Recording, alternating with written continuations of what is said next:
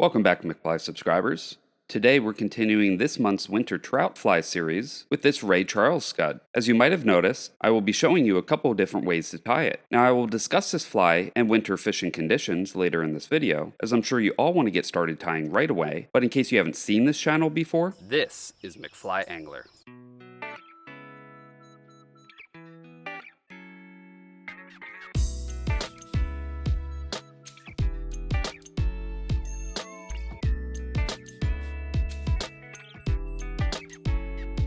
Starts now. Okay, let's start tying. Place the hook securely in your vise. For hook, I'm using Resin's 2490 in size 16. This is a continuous bend hook that has a straight eye. It is also a 3x wide and 2x short, and a really good option for scud flies. Okay, we will also need some weight, and for that I'm going to be using some lead-free wire in size 0.015. I like putting this in a bobbin holder to make the application easier. Let's start winding the wire onto your bare hook, and I'm going to make 10 wraps. Yes, I want this super heavy. Break this off and push the wraps together. Now, like I said, I want this extremely heavy, so I'm going to actually add 5 more wraps on top of these 10. However, this is difficult to do as it wants to push the wraps aside. So I have a trick to make this easier. We will need some thread, and today I'm using Viva's 10-aught in red. Let's start the thread in front of the lead wraps, and use the tag end to jump over the wraps and make a few more wraps behind the lead. Then we can snip or snap off the tag, and then make a small thread dam behind the lead, and bring the thread up past the front of the lead and whip finish. Now this lead won't move, and we can easily make 5 more wraps over top of it to make this extremely heavy. Now I was having a little bit of trouble doing this, but I promise it is a bit easier than I made it look. Okay, let's start our thread once again. And now we want to make a smooth transition over the lead wraps. That means building up thread in front of the bumps and behind them. It doesn't have to be perfect yet, just let's start the smoothing out process. End with your thread up towards the front of the hook, and now we need some flash. And here I have some pearl flashaboo. We want 3 strands. And by the way, wetting the tips will help keep these together. And you want to snip the tips off so they're even. Tie this in so the tips aren't covering the hook eye with a couple wraps. And make sure they're on top of the fly.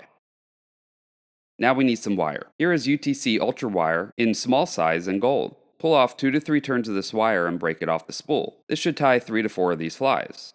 Tie in the wire on the side of the fly, and then tie both the wire and the flash as far down as you feel comfortable into the bend of the hook.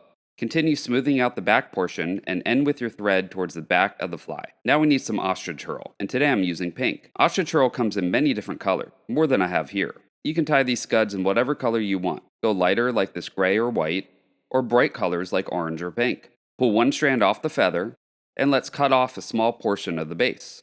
Now tie this in so the tag end extends almost to the hook eye, and use this opportunity to smooth out the rest of the underbody. And with your thread right behind the hook eye. Now we will start wrapping the hurl up the hook shank. But be careful, because if you let go, you will have to start over again. This is why I usually try to grasp the tip of the hurl with some hackle pliers like these, and now we can start wrapping this up the hook shank without worry of it unraveling. By the way, I picked these hackle pliers up at Resin. They're pretty good ones with some decent grip. When wrapping, you want to make these fairly close together. Not quite touching wraps, but almost. When you reach your thread, then capture the hurl, and if you pull it back and wrap up over it, you can simply break it off instead of having to cut it. Now we brush down the hurl with our fingers to make the back part bare, and then pull the flash up over the back. Now this flash usually wants to split on either side of the hook like this, so if we just tie it in with a wrap or 2,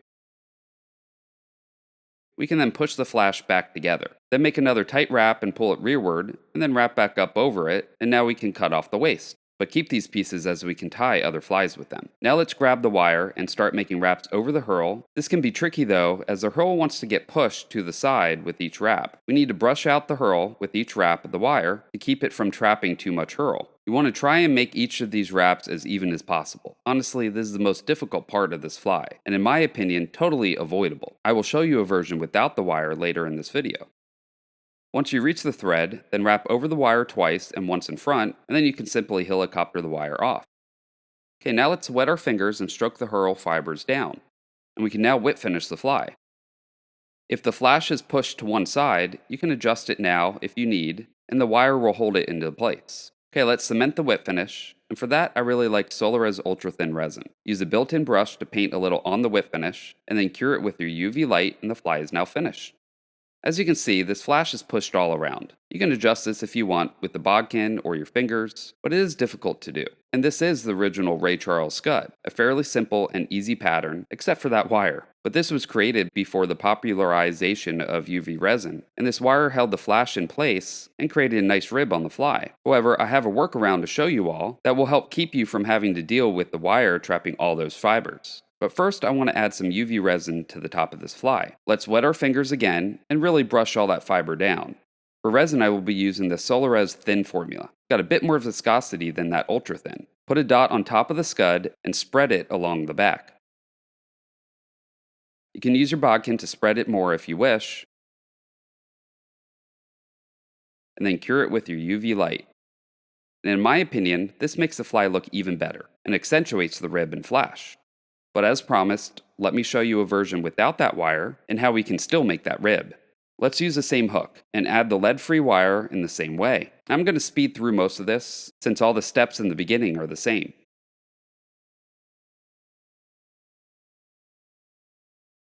Now here I am switching to a black thread that I had forgotten to switch. Of course, let's smooth out the body again.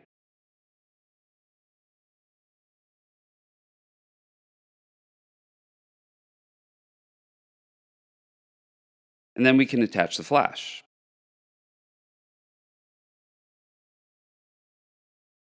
And I will be using the gray hurl for this fly.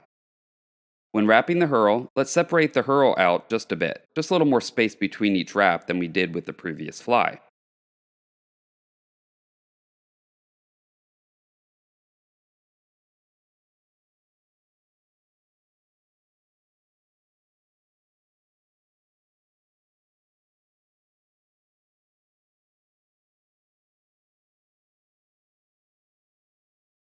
Capture it and break it off.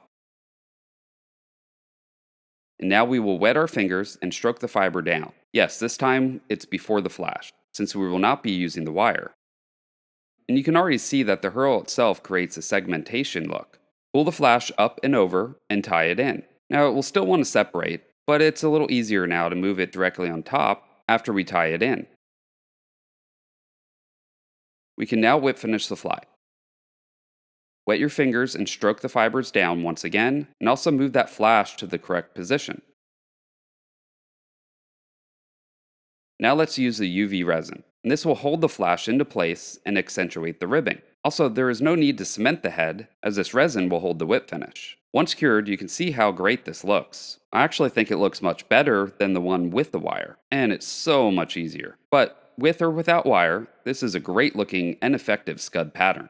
However, if you tie it without the wire, it becomes incredibly easy as well. I can tie 20 or more of these in an hour and fill a box up in an afternoon. However, there is still that trouble with the flash wanting to split. So let me show you one more trick to make this even easier. Let's use the same hook and build up that lead wire.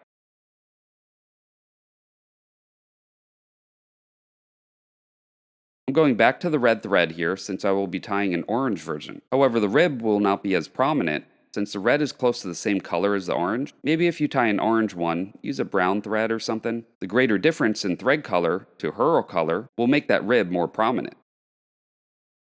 Okay, now for the trick. Here is a spool of medium-sized pearl tinsel. Pull off 2 to 3 turns of this, which should tie 2 to 3 of these flies. You can see this is much thicker than the flashaboo. Tie this in on top of the hook the same way as the flashaboo, and then proceed to tie this in the same way as the last fly.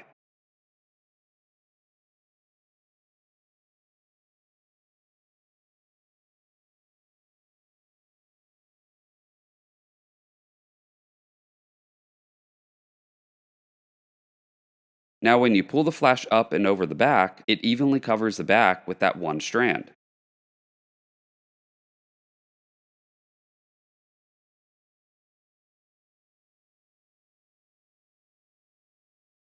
Of course, we will add the resin, and the fly is now finished. You can see the flash is showing, and while the rib isn't as prominent because the hurl and thread colors are so similar, it is still there. But like I said, I probably should have gone with a brown thread, or even tried yellow, just to get that contrast up a bit. But there we have it, the Ray Charles Scud, a classic pattern that has been around since the early 90s, but is still one of the most popular scud flies to this day. It is easy to tie, extremely effective, and mimics a scud very well. And I put this in the winter fly series because during the winter time, when the temperatures drop, many bug species aren't as prevalent, but scuds seem to always be out. And trout love these protein-packed mini crustaceans. As I mentioned in the last video, fishing heavily weighted flies in the winter are a must. The trout tend to not want to move when the winter temps drop, kind of like us. I know during the winter, I want to cozy up by a fire and sip hot chocolate. And the trout are the same. They don't want to move for food. You have to kind of drop the fly right on their nose. And a heavily weighted nymph is important to get down to where they are. However, fishing deep means you will snag up on the bottom, so my winter flies need to be easy and quick to tie, and inexpensive as well. I have been known to lose a dozen or more flies while fishing deep like that, and everyone hates losing flies that cost a lot of money or take a long time to tie. I also like fishing flies with flash in them. Since trout are not actively searching out food as much, a little flash will catch their attention, and hopefully if they're hungry enough, they might move a little. And this Ray Charles fits that bill. It's easy and cheap, has just enough flash to get noticed, and very effective. Let me know in the comment section, what are some of your favorite winter flies? Okay, well, I'm now 2 flies into this winter fly series, and halfway to filling up this box.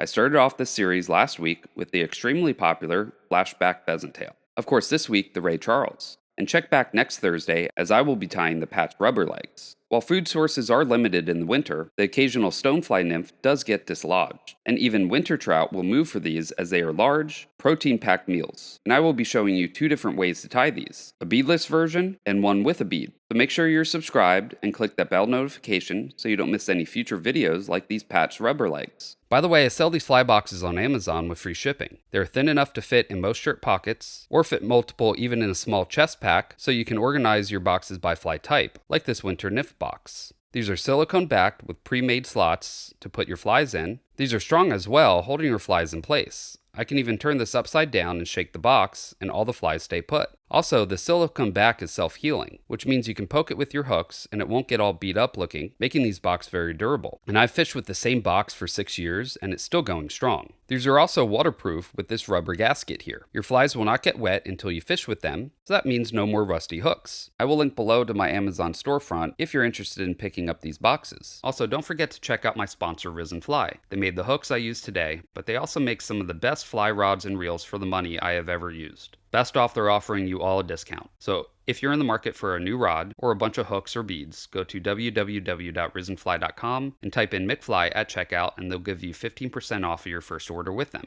Thank you all so much for watching. If you liked this video, please do me a favor and click the like button. Also, if you could share my videos with all your fishing friends, I would really appreciate it. I will see you on the next video. Now you go catch some fish.